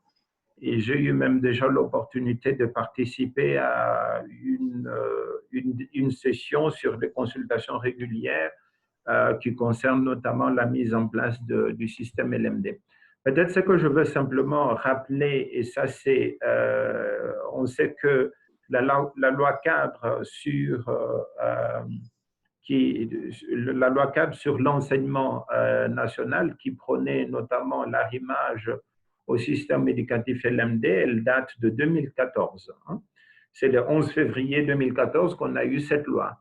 Et il faut voir que l'idée est de dire que dans cette loi, il est prévu l'arrimage progressif au système LMD, suivant un chronogramme, et ce chronogramme avait déjà été rendu public. C'est-à-dire, l'idée est de dire, nous n'allons pas basculer tous ensemble dans les systèmes LMD. Je pense que c'est comme aussi en Europe, ils ont aussi pris le temps d'aller pour aller dans ces systèmes LMD. Et si je me rappelle de ce qui avait été décidé à cette époque, c'était de dire que, par exemple, les systèmes LMD, il avait été dit, par exemple, que l'organisation de filières qui concerne la gestion de ressources naturelles renouvelables, cette filière et la filière de sages-femmes doivent impérativement basculer au système LMD. Et là, c'est notamment dans certaines organisations qui avaient signé des contrats de performance ou d'accompagnement de contrats de performance pour être accompagnés. Et aussi, il avait été décidé que dans 14 facultés universitaires et instituts supérieurs, c'était par exemple la faculté des sciences pharmaceutiques, la faculté des polytechniques, la faculté des sciences agronomiques, mais aussi dans certaines options gestion de ressources renouvelables à l'université de Lubumbashi, faculté des polytechniques, gestion de ressources renouvelables à l'université de Kisangani, à l'université du Kwango, à Kenge, etc., à Kinshasa, il y avait toute une liste des institutions et des programmes établis en disant, nous commençons avec eux, et après, il devait y avoir une évaluation de ces systèmes. Après cette évaluation, on devait finalement passer à la généralisation. C'est vrai aussi qu'une institution qui va aller dans le système, elle peut aussi formuler une demande express au niveau du ministère de tutelle pour arriver à cette situation. Donc, c'est pour dire que les consultations existent, il y a aussi un chronogramme qui existe et c'est l'évaluation de ces programmes qui doit notamment aider à aller vers une certaine généralisation. C'est vrai que, voilà, avec toutes les situations qui se passent, les chronogrammes n'est pas toujours assez respectés de manière scrupuleuse et qu'on a des changements qui s'opèrent de temps à autre. Ça, c'est des aléas notamment qui sont spécifiques à notre contexte. Donc voilà, ça c'est quelques éléments que je voulais souligner à ce niveau. Et je passe la parole à Prof. Follet pour d'autres questions, notamment le crédit. Un crédit, ça comprend quoi exactement? Et l'autre question qui avait été posée. Ok, merci beaucoup, professeur. La préoccupation de Joël concernant l'équivalence entre l'ancien système en République démocratique du Congo et le LMD, c'est une préoccupation que j'ai discutée même dans ma deuxième thèse qui est publiée en Angleterre. Et ça pose problème. Donc, dans l'ancien système, on avait 3 ans de graduat et 2 ans de licence.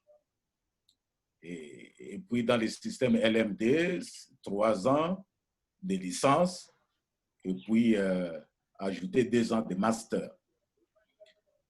Alors, pourquoi les amis d'Europe ne sont pas réceptifs à nos candidats qui vont là-bas? Simplement parce qu'ils sont dans un système qui est organisé, qui a des principes, et que nous ne sommes pas dans ces principes, alors on ne peut pas nous accepter d'emblée. Alors il faut un mécanisme d'équivalence de ce que nous prétendons avoir et savoir. Voilà pourquoi quand un Congolais, par exemple, quitte ici pour aller en Europe ou ailleurs, là où il y a ce système, il est obligé de reprendre des années ou de reprendre quelques cours. L'avantage du système LMD, même en Europe, c'est ce que j'avais dit, l'harmonisation de programmes. Parce que vous savez, en Europe, il y a aussi cette lutte entre les Allemands et les autres pays d'Europe. Les Allemands pensent qu'ils ont le meilleur système de l'éducation et tout ça. Et ce n'est pas aussi facile, ça n'a pas été facile. Mais comme ils ont levé l'option d'harmoniser, et tout le monde est maintenant dans ces plans, et c'est ainsi que ça devient facile chez eux. Alors pour que ça devienne facile pour nous, nous devrions rentrer dans le système. Le professeur Bakenge venait de soulever cette problématique qu'il y a ici, où nous disons que nous sommes dans LMD, et au même moment, nous exigeons qu'après les 2 ans de licence, il faut encore 2 ans de DA. Et à ce moment-là, ce n'est plus le LMD, il faut peut-être chercher un autre nom.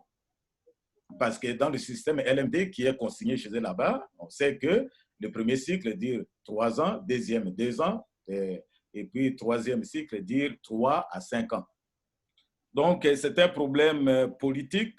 Je crois que Prof. Bakenge l'a bien expliqué.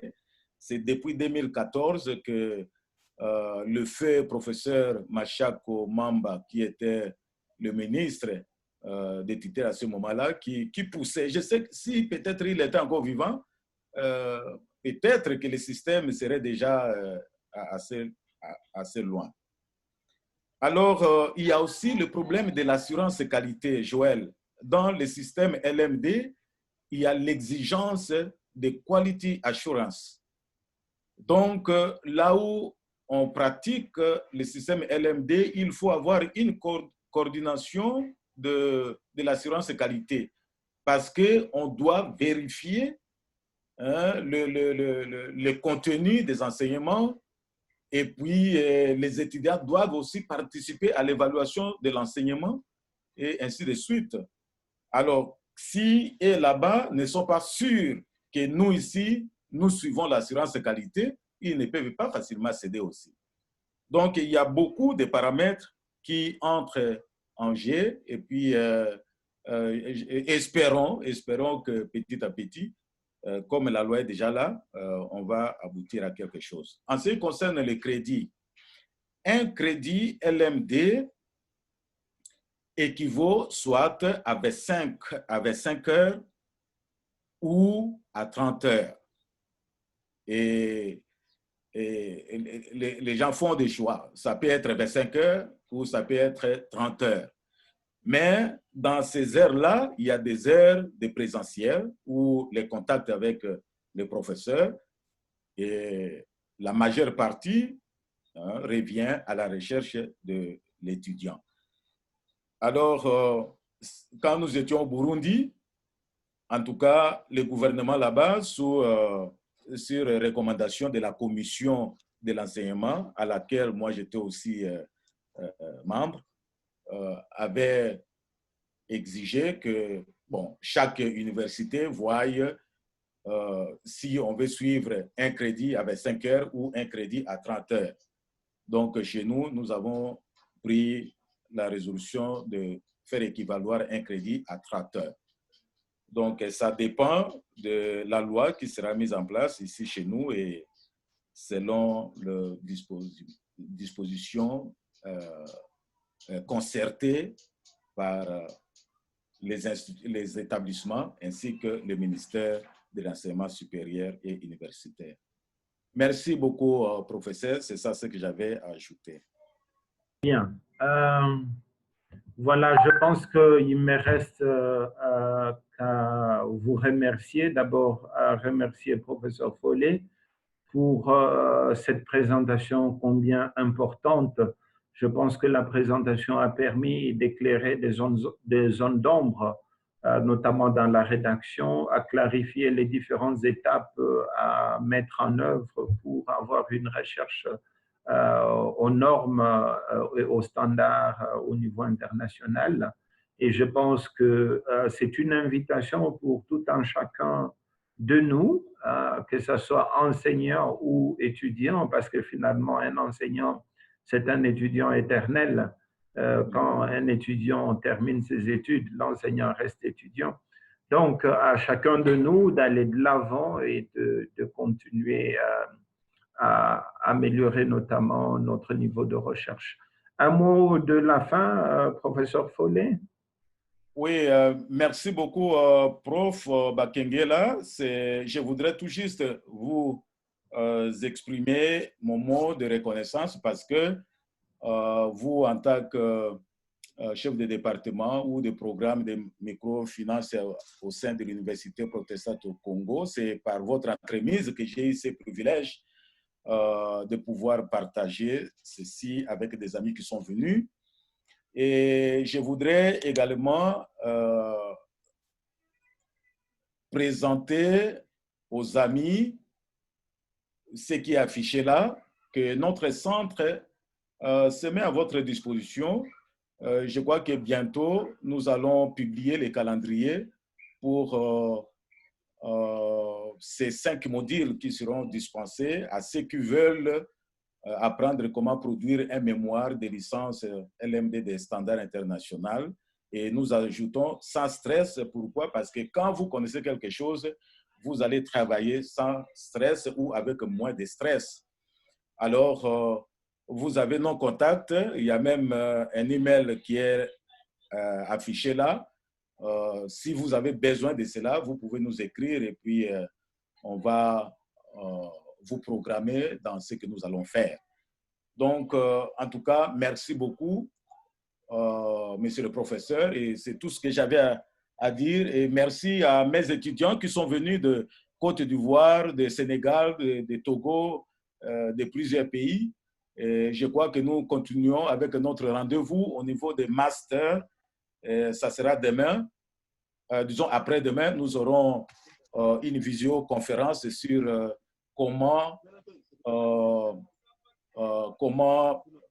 disons, quelle différence y a-t-il entre but et objectif et comment formuler l'objectif d'une recherche et la problématique, ainsi de suite. En tout cas, merci beaucoup, professeur. Ok, merci beaucoup. Je sais que certains d'entre vous avaient des questions, mais malheureusement, il faut comprendre que il y a quelque chose, il y a un début et il y a aussi la fin de la chose. Nous sommes arrivés à la fin de notre conférence de ce midi. Nous vous souhaitons un bon après-midi et bon appétit et à très bientôt pour la suite de nos programmes de conférences en ligne. Au revoir. Merci, au revoir. Merci.